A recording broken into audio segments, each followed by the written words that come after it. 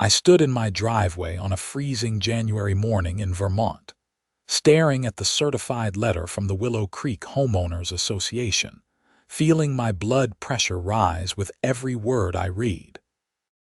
The letter demanded that I continue heating the community barn located at the edge of my property at my expense, or face daily fines of $500.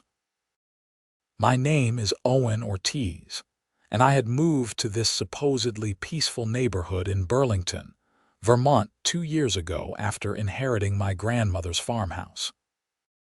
The house sat on 3 acres at the corner of the development, with the old barn that had belonged to my family for generations positioned right at the property line.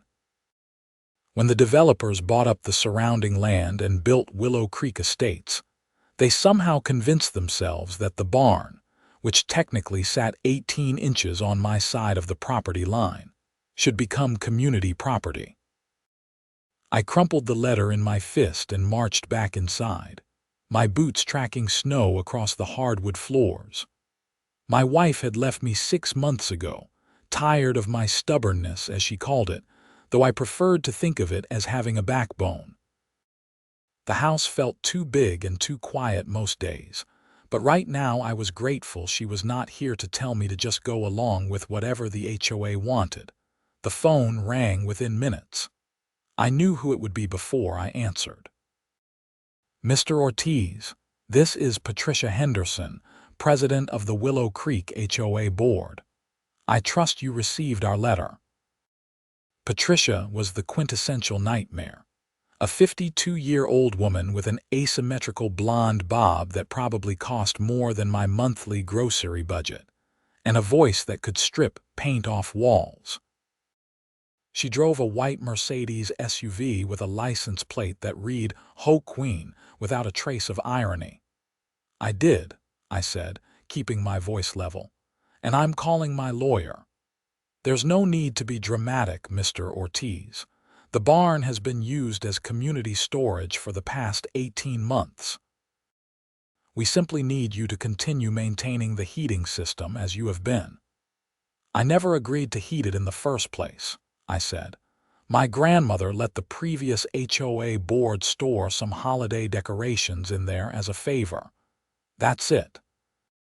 When I found out last month that you've been running the heat full blast 24/7 in there, using my propane, I told you it needed to stop." "The community has storage needs," Patricia said, her voice turning sharp. "And that barn is an eyesore. The least you can do is help maintain it properly.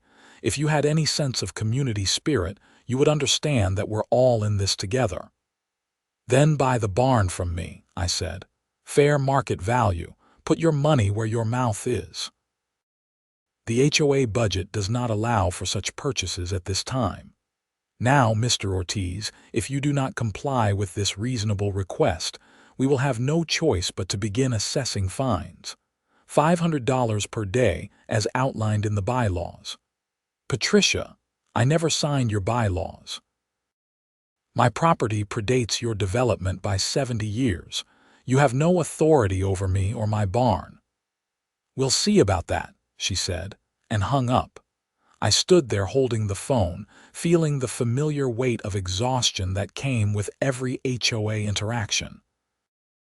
Over the past 2 years, Patricia and her board had tried to fine me for not painting my mailbox their approved shade of colonial blue, for parking my truck in my own driveway instead of the garage, and for having a vegetable garden that they claimed violated their landscaping standards. Each time I'd pushed back, and each time they'd eventually backed down, but never gracefully. The barn had become their latest obsession. Last spring, Patricia had approached me at the neighborhood 4th of July barbecue, which I'd only attended because my neighbor Frank said there would be good burgers. She'd cornered me by the condiment table and launched into a speech about community improvement projects. "That barn of yours could be such an asset," she'd said, her perfume overwhelming the smell of grilled meat. "We could renovate it, Turn it into a proper community center. Think of the possibilities. I like it the way it is, I'd said, trying to edge away. It's structurally sound and I use it for my workshop. Oh, but Owen, you have so much space. Surely you could share. That's what neighbors do. I'd escaped that conversation, but Patricia was nothing if not persistent. Over the following months, various board members had stopped by, each with their own version of the same pitch. The barn was wasted on me. The community needed it. I should be a team player. When subtle pressure did not work, they'd simply started using it anyway. I first noticed something was wrong in November, when my propane company called to ask if I wanted to switch to automatic delivery, since my usage had tripled. That's when I discovered the HOA had somehow gotten keys to the barn and had been using it as a storage facility for everything from Christmas decorations to old furniture that residents did not want in their garages. They'd also cranked my heating system to 75 degrees to protect their precious stored items from the cold. When I discovered this and changed the locks, Patricia had shown up at my door within hours. "You're being unreasonable," she'd said, standing on my porch with 2 other board members flanking her like bodyguards. "We've been using that space for months. You can't just cut us off." "Watch me," I'd said, and closed the door. Now, holding that certified letter, I realized they'd escalated to outright extortion. $500 a day would bankrupt most people within weeks. They were betting I would cave rather than face financial ruin. They did not know me very well. I called my lawyer, Marcus Chen, a sharp attorney I'd hired to deal with the previous HOA disputes. His office was in downtown Burlington, in one of those renovated brick buildings that managed to look both historic and modern. "Owen," Marcus said when he picked up, "tell me Patricia's at it again." I read him the letter. There was a long silence. "She's claiming authority under the bylaws to assess fines for non-compliance with community standards," Marcus said slowly. "But we've established that your property isn't technically part of the HOA. So what's my play here? Ignore them. Let them try to collect. They won't be able to enforce it. But Owen, I have to warn you, she might sue. This could get expensive." "More expensive than paying to heat their storage unit indefinitely? Point taken. Okay, sit tight. Don't respond to any more communications directly. Forward everything to me. And for the love of God, don't do anything rash." I promised I would not, but my mind was already working through scenarios. I'd been raised by my grandmother after my parents died, and she'd been a tough woman who taught me to stand up for myself and to think strategically. She'd fought off developers for years before finally selling them the land around her property, but she'd been smart about it. She'd made sure her core 3 acres, including the barn, stayed separate. She died knowing her home was protected. I was not about to let Patricia Henderson and her band of entitled suburbanites undo my grandmother's legacy. That evening, I walked out to the barn in the bitter cold. The sun had set hours ago, and the temperature had dropped to 15 degrees. My breath formed clouds in the beam of my flashlight. The barn was a classic Vermont structure, red with white trim, built in 1952 by my great-grandfather. Inside, it was surprisingly spacious, with a high ceiling and a loft area. My woodworking equipment occupied one corner, but the rest of the space was currently crammed with HOA property. There were boxes of Christmas lights, folding tables, chairs, inflatable holiday decorations, and at least a dozen pieces of furniture covered with tarps. In the back corner, someone had even stored what looked like an old riding mower. The heating system, a propane-powered unit my grandmother had installed in the 90s, hummed along, keeping everything toasty warm. I found the main valve on the propane line that fed the heater. It was clearly labeled impossible to miss. My hand hovered over it for a moment. If I shut this off in the middle of a Vermont winter, any water pipes in the barn would freeze. The HOA had, without my knowledge or permission, run a water line out here last summer. I'd only discovered it a few weeks ago when I noticed the frost-proof spigot on the exterior wall. Marcus had said not to do anything rash. But this was my property, my propane, my heating system. I had every right to control how it was used. I turned the valve to the off position. The heater would run until the propane in the line was exhausted, probably another hour or two, and then it would shut down. By morning, the barn would be the same temperature as the outside air. By tomorrow night, any pipes would start to freeze. In 3 days, those pipes would burst when the ice expanded. I walked back to my house, my mind oddly calm. Let them take me to court.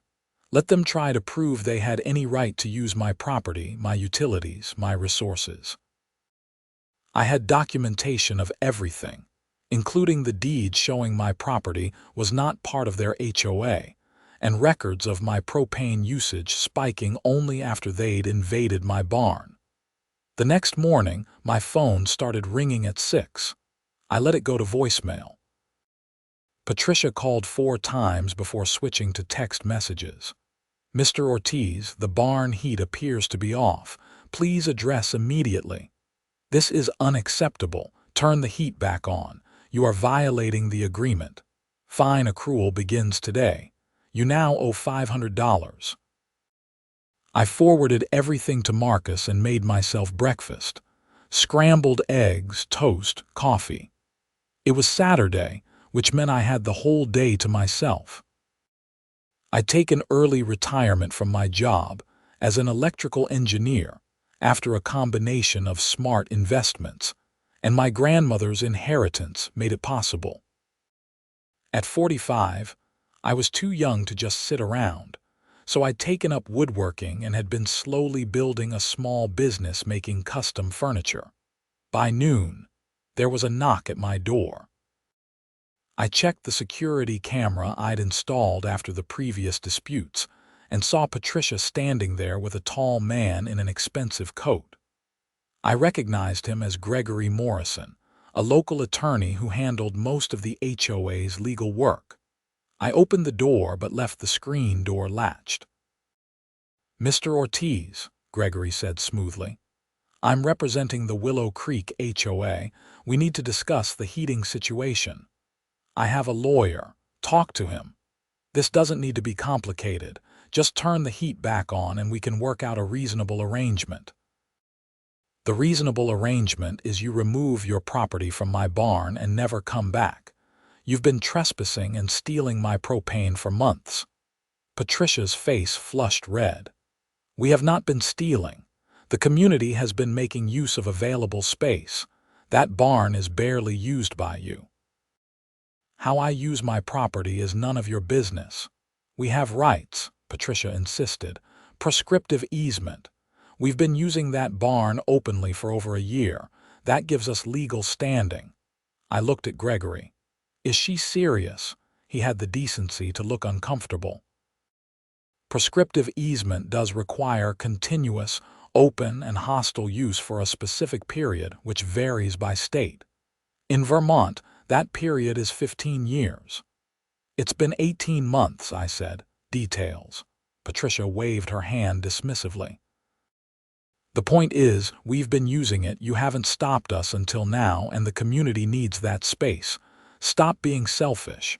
Get off my porch." "The fines continue to accrue," Gregory said. $1,000 as of today. Send me a bill." "I won't pay it, but it'll give my lawyer something to laugh about."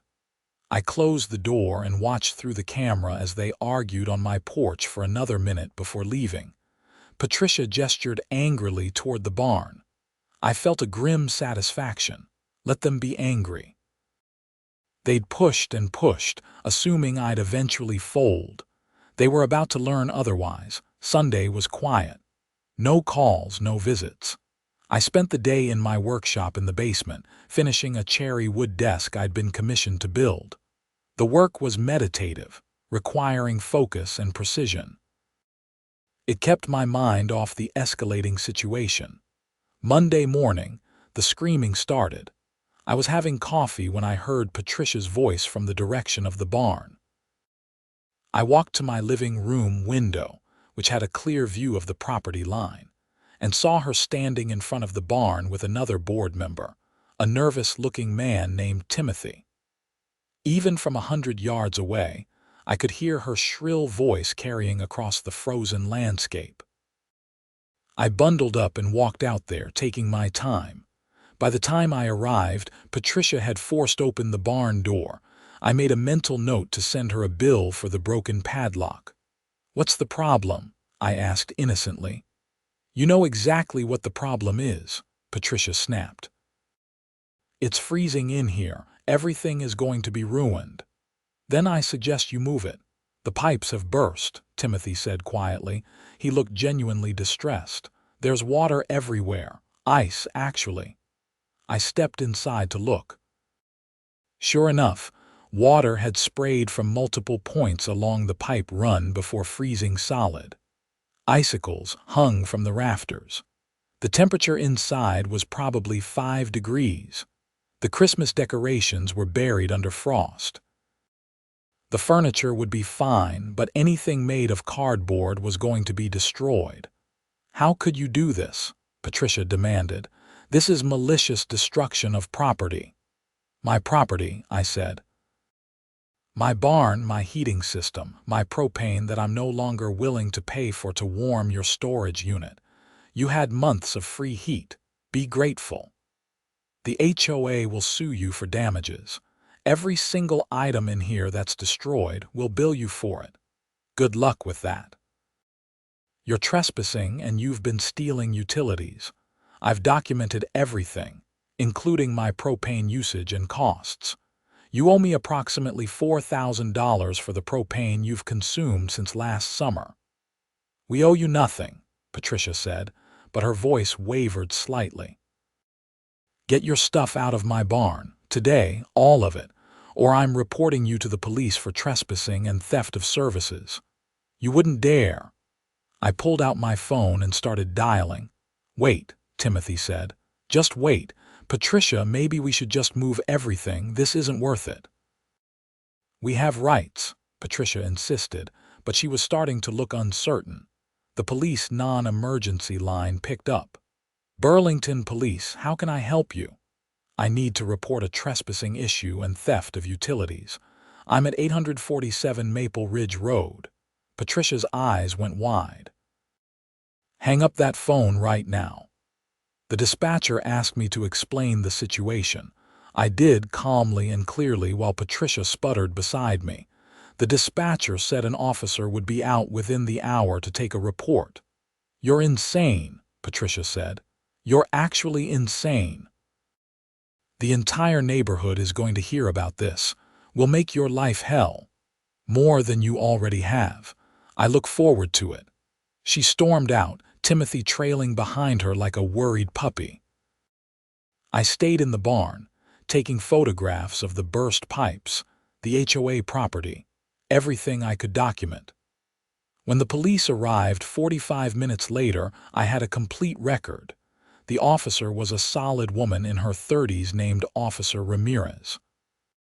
She took my statement, examined the barn, and reviewed the documentation I'd printed out showing the property deed, my propane bills, and the communications from the HOA demanding I heat the barn. "This is technically a civil matter," she said. "But I can file a report about the trespassing and unauthorized use of utilities. That'll help if you end up in court.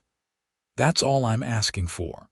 "For what it's worth," Officer Ramirez said, "I live in an HOA community, I get it. Some of these boards are out of control." She gave me a case number and advised me to contact my lawyer. I thanked her and went back inside, feeling more confident. I had the law on my side, documentation, and a clear case of HOA overreach.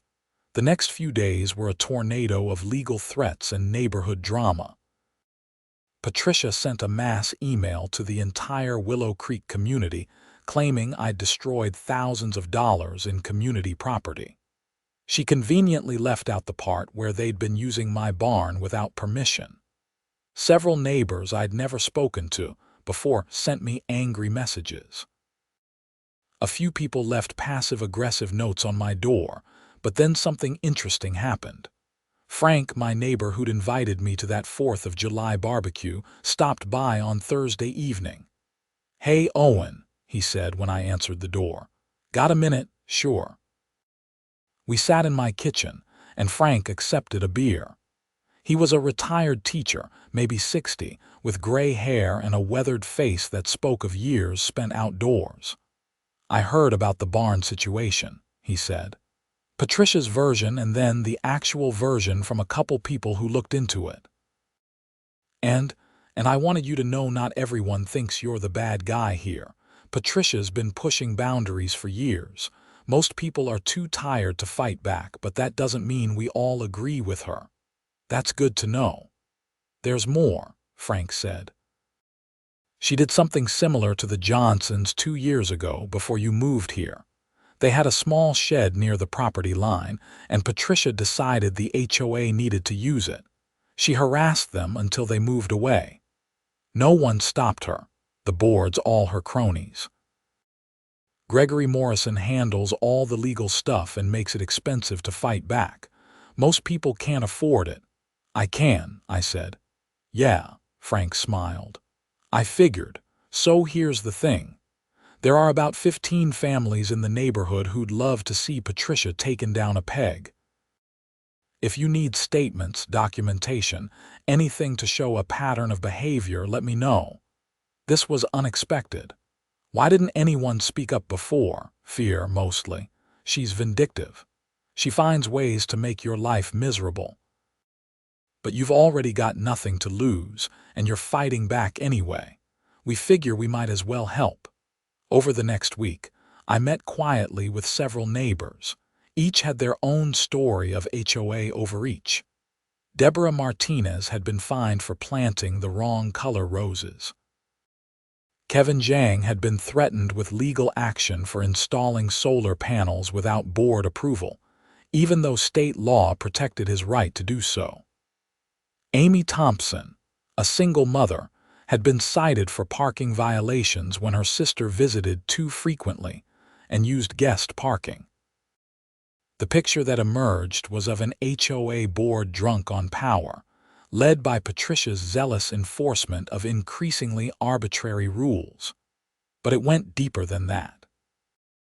With help from these neighbors, I discovered that Patricia and 2 other board members had approved contracts to their own companies for neighborhood services, a clear conflict of interest. Patricia's husband owned a landscaping company that held an exclusive contract with the HOA. Another board member ran a property management company that collected fees for administering the HOA. This was more than petty tyranny. This was fraud. Marcus was ecstatic when I brought him the documentation. "Owen, this is gold. We're not just fighting about a barn anymore. We can go after the entire board for misappropriation of funds and breach of fiduciary duty." "I just want them to leave me alone," I said. "I know, but think about it. You could help everyone in that neighborhood. The board would have to be dissolved. New elections, new bylaws, actual accountability." I thought about Frank and the others who'd risked Patricia's wrath to come forward. "Okay, let's do it." Marcus filed a lawsuit not just defending against the HOA's claims but actively attacking the board's governance. We named Patricia and the other complicit board members individually. The complaint alleged fraud, breach of fiduciary duty, trespassing, theft of services, and harassment. We attached declarations from 15 homeowners documenting the pattern of abuse. The lawsuit hit the neighborhood like a bomb. Marcus made sure to serve the papers at the monthly HOA meeting, which I attended for the first time ever. The community clubhouse was packed, every seat taken, with people standing along the walls. Patricia sat at the front table with the other 4 board members, her face carefully composed. When the process server walked in and handed her the papers, her composure shattered. She went pale, then red, her hands shaking as she read the complaint. "This is outrageous," she managed to say. "This is a personal attack by a disgruntled homeowner who refuses to be a good neighbor." "Really?" I stood up in the back of the room. "Should we talk about the $18,000 your husband's company has been paid for landscaping services over the past 2 years? Services that the financial records show are being billed at twice the market rate." The room erupted. People started shouting questions. One of the other board members, a woman named Helen, stood up. "That's a lie. The contracts were competitively bid." "Were they?" I held up a folder. "Because I have emails showing the bids were solicited only from 3 companies, 2 of which don't actually exist. They're shell companies. Someone made them up to create the appearance of competition." "Where did you get those?" Patricia demanded. "Discovery's going to be fun," Marcus said from beside me. I had not even noticed him arrive. "You'll be producing all HOA financial records, all emails, all communications. Every single transaction will be examined." The meeting devolved into chaos. Homeowners who'd been cowed for years suddenly found their voices. Questions flew at the board. Why were the fees so high? Where did the money go? Why did the same companies always win the contracts? Patricia tried to regain control but failed. Finally, she grabbed her purse and stormed out, the other board members following. That night, my phone rang at 11. It was an unknown number, but I answered anyway. "Mr. Ortiz, this is Gregory Morrison. I think we should talk settlement. I'm listening." "My client is willing to concede that there may have been some miscommunication about the barn. She's prepared to remove all HOA property immediately and pay you $2,000 for the propane costs." "Not interested." "Mr. Ortiz, be reasonable. Litigation is expensive and time-consuming." Then Patricia should have thought of that before she decided to steal my utilities and extort me with illegal fines. My counteroffer: Patricia and every board member who approved the fraudulent contracts resign immediately. The HOA pays me $4,000 for actual propane costs, plus another $10,000 for my attorney fees to date. New board elections within 60 days. And most importantly, a legal acknowledgement that my property is not subject to HOA authority. That's absurd. She'll never agree to that. Then I'll see you in court. And Gregory, you might want to think about your own liability here. You wrote those fraudulent contracts. You advised the board on actions you knew were legally questionable. When this all comes out, the bar association's going to be interested." There was a long silence. "I'll convey your offer," he hung up. Marcus, who'd been on the line listening, chuckled. "You're getting good at this. I had a good teacher." 2 days later, Patricia called me directly. Her voice was different, smaller somehow. "Mr. Ortiz, can we please talk?" "Face to face." Against my better judgment, I agreed. She came to my house that afternoon alone. When I opened the door, I barely recognized her. The aggressive confidence was gone. She looked tired and older than her 52 years. "Can I come in?" she asked quietly. I led her into the kitchen but remained standing. She sat at the table, her hands wrapped around a coffee mug I'd offered out of habit more than hospitality. "I'm not good at this," she started, apologizing. "Then why are you here?" "Because you're going to destroy my life, and maybe I deserve it, but I need you to understand why I did what I did." I waited. "My husband left me 3 years ago," Patricia said. "Out of nowhere, just announced he was in love with someone else and filed for divorce. We'd been married 28 years, our kids were grown, I thought we were fine. I'm sorry, but I don't see what that has to do with the HOA fraud. I'm getting there. She took a shaky breath. After the divorce, I had nothing. He'd been the primary earner. I got the house and some money, but not enough to maintain the lifestyle I'd had. I was angry and scared, and I needed something to control. The HOA gave me that. So you decided to steal from your neighbors. It wasn't supposed to be stealing. David, my ex, he started his landscaping company after the divorce. He needed work. I knew I could help him get the HOA contract. It seemed harmless. Everyone needs landscaping anyway. Except you overcharged by tens of thousands of dollars. She nodded miserably. It spiraled. Once I'd crossed that line, it got easier to cross others. The barn thing, that was about power. You wouldn't back down, and it drove me crazy. Everyone else just did what I said, but not you. Patricia, none of that justifies fraud and theft. I know. She looked up at me, and there were tears in her eyes. I know. I'm not asking for forgiveness. I just wanted you to know I'm not some cartoon villain. I'm a person who made terrible choices because I was hurting. What do you want from me? Tell me what it'll take to make this go away. The real number, not negotiating posturing. What do you actually need? I thought about it.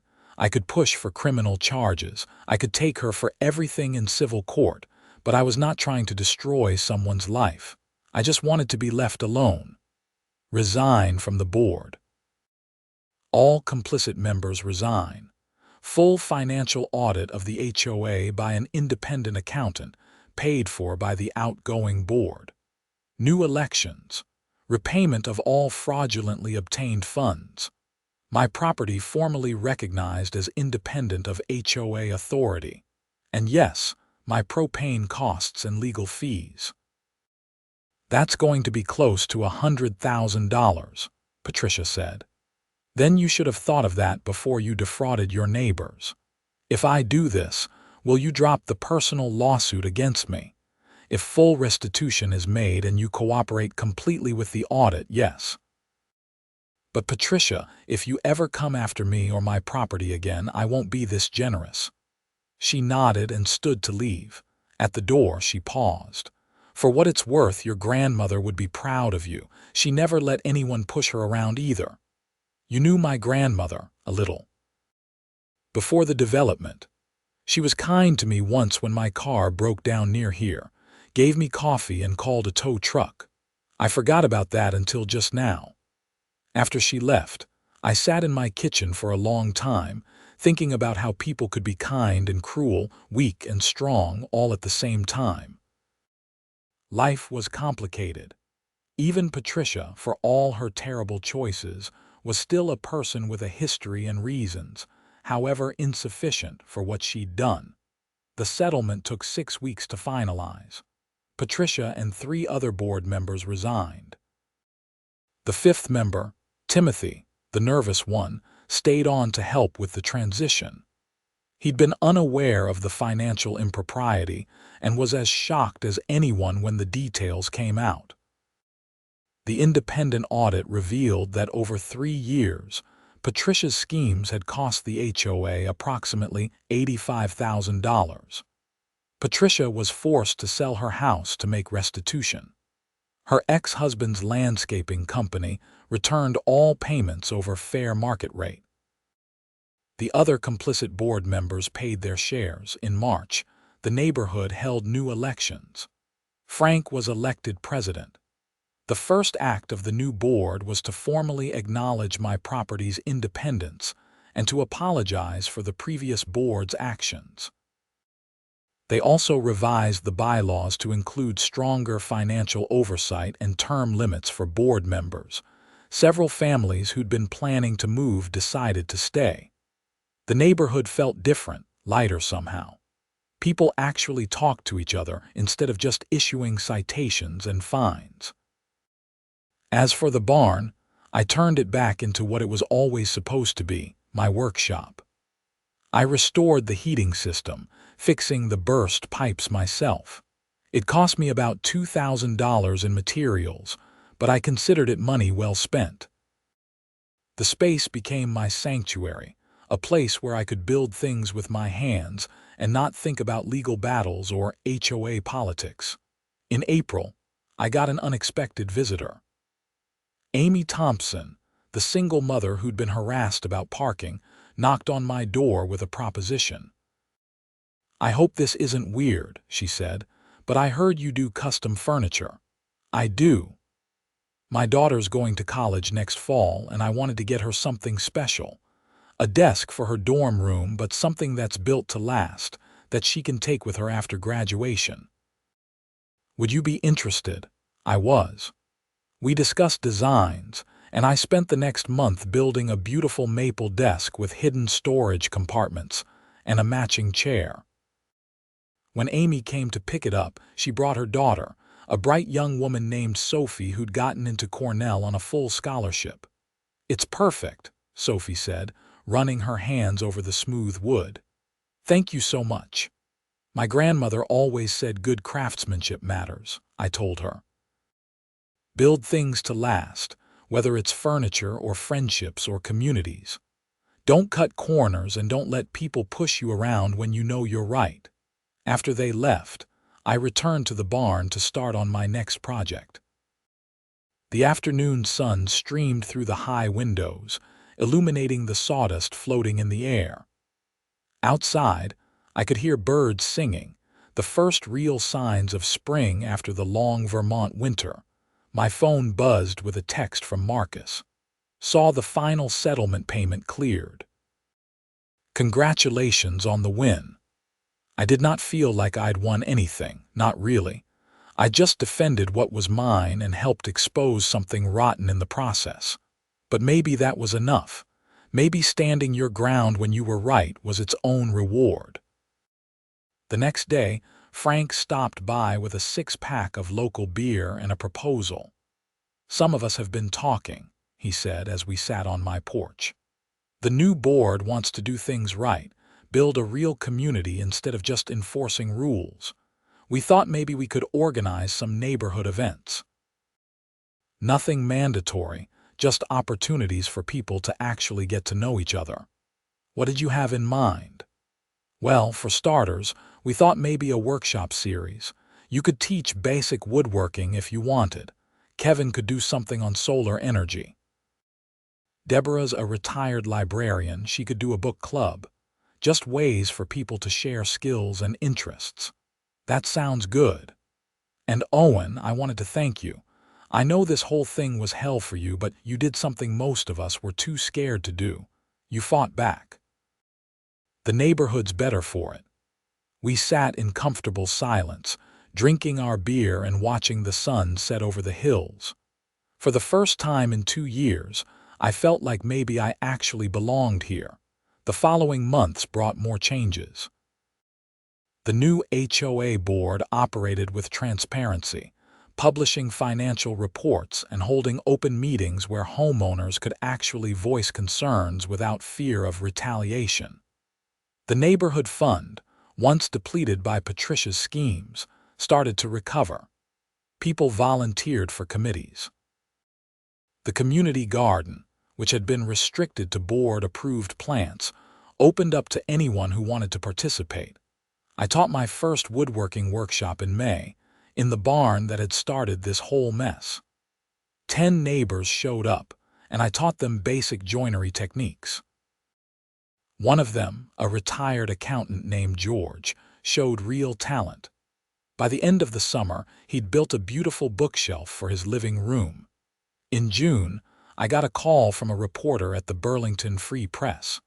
Somehow word had leaked about the HOA scandal, and they wanted to do a story. "I'd rather not," I told her. "It's over and done with. Mr. Ortiz, this is a story people need to hear. HOA abuse is a real problem, but most people feel powerless to fight back. Your case could help others." She was persuasive, and after talking it over with Marcus, I agreed to an interview. The story ran on the front page of the local section. "Homeowner takes on HOA fraud, wins reforms." The article detailed the barn dispute, the financial fraud, and the settlement.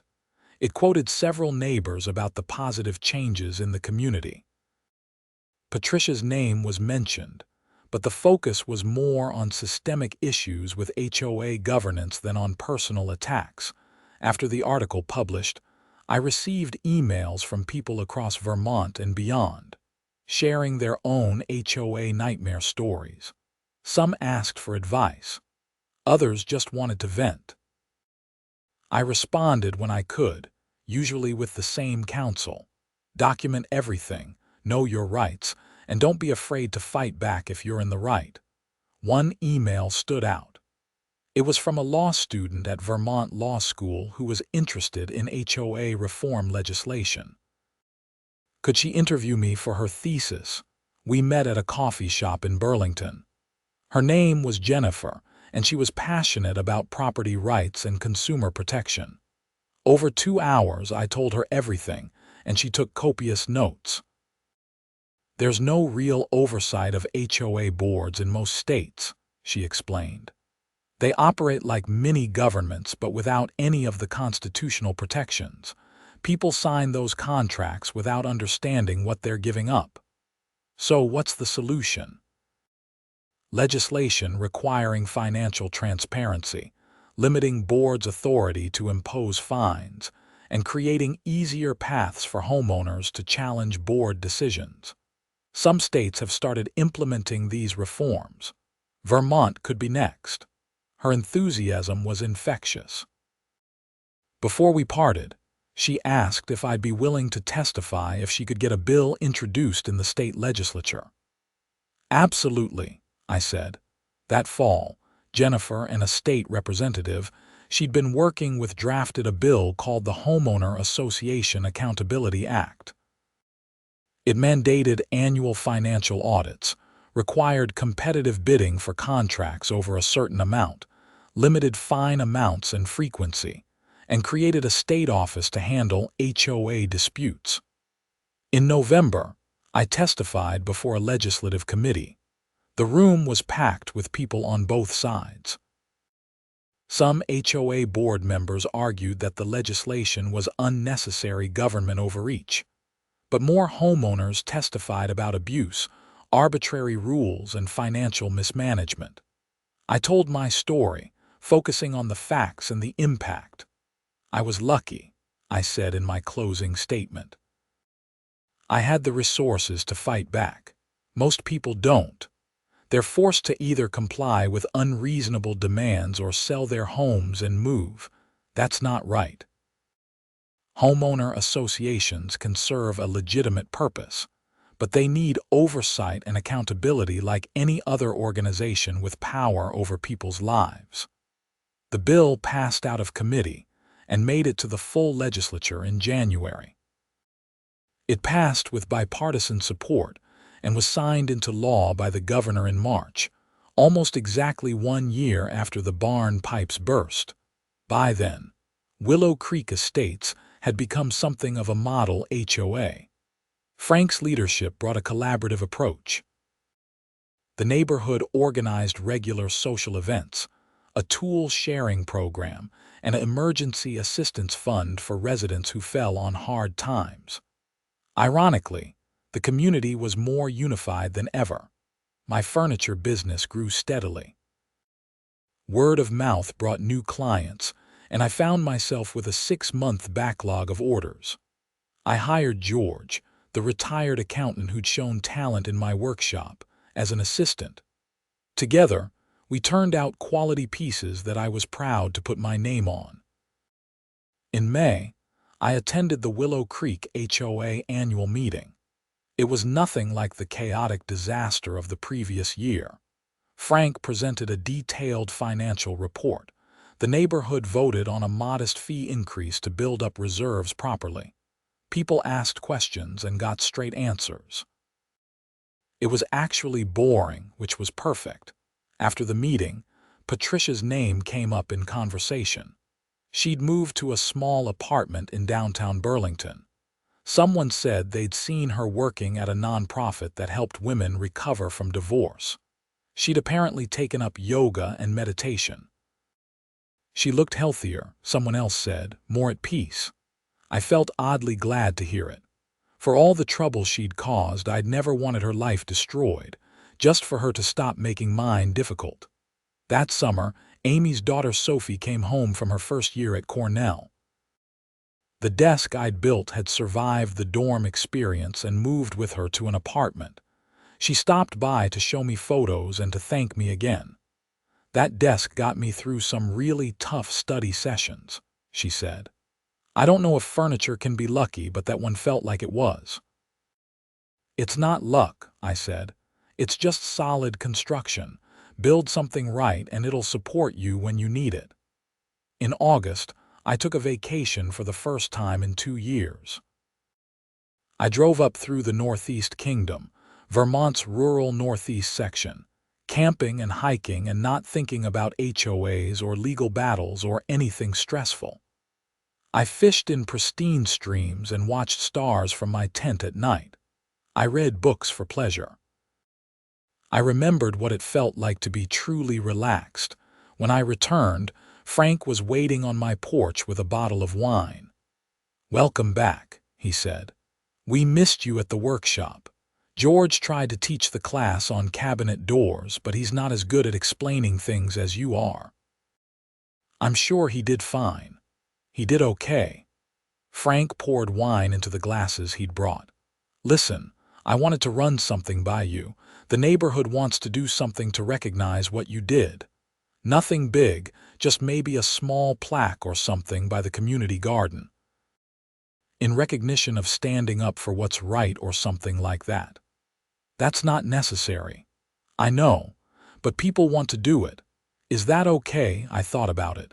Part of me wanted to say no, to just let the whole thing fade into history. But another part recognized that sometimes symbols matter. If my fight could inspire even one other person to stand up to injustice, maybe that was worth acknowledging. "Okay," I said, "but nothing too big, and definitely don't use the word hero." Frank grinned. "Deal." The plaque went up in September, a simple bronze marker by the garden entrance. It read, "In recognition of Owen Ortiz, whose courage in defending his rights led to positive change for the entire community. Stand up, speak out, build something better." The dedication was a small affair, just neighbors gathering for coffee and donuts on a Saturday morning. I said a few words, mostly thanking the people who'd supported me and encouraging everyone to stay involved in their community governance. "HOAs can be a force for good or for harm," I said. "The difference is us. Pay attention. Ask questions. Hold leaders accountable. And if something's wrong, don't be afraid to fight back." Later, as people mingled and kids played on the grass, I stood talking with Kevin about his solar panel installation. He was explaining the energy savings when someone tapped my shoulder. I turned to find a woman I didn't recognize. She was maybe 40 with dark hair pulled back in a ponytail. "Mr. Ortiz, I'm Rebecca Silva. I live 3 streets over, moved in about a month ago. Welcome to the neighborhood." "Thank you. I wanted to tell you, your story was part of why I chose this community. I was looking at several developments, but when I researched Willow Creek and saw what had happened here, saw how the community had reformed itself, I knew this was where I wanted to be." "That's good to hear." I left a bad HOA situation in Connecticut. Daily fines for ridiculous things, a board that wouldn't listen to anyone. I spent 3 years feeling like a prisoner in my own home. When I saw you'd fought back and won, it gave me hope that not all HOAs are like that. We talked for a while longer. She was a graphic designer who worked from home, single, no kids. She'd already met several neighbors and felt welcomed. The neighborhood I'd fought to fix was now attracting people who wanted to be part of a real community. As fall arrived and the leaves began to turn, I found myself reflecting on the past year and a half.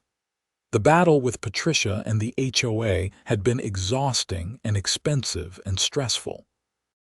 But it had also taught me things about standing up for yourself, about community, about the difference between rules and justice.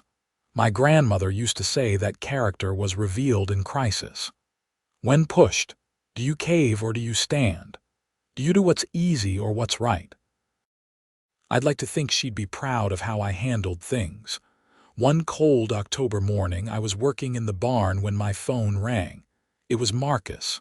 "Owen, you're not going to believe this. I just got a call from Gregory Morrison." "What does he want now?" "Patricia's filing for bankruptcy." The restitution payment cleaned her out. He wanted to know if you'd be willing to accept reduced payment. She paid the full amount already. Right, but apparently she took loans to do it. Now she can't pay those back. He's asking if you'd agree to testify that you're satisfied with the partial payment she made before the loans, which would reduce what she owes her creditors.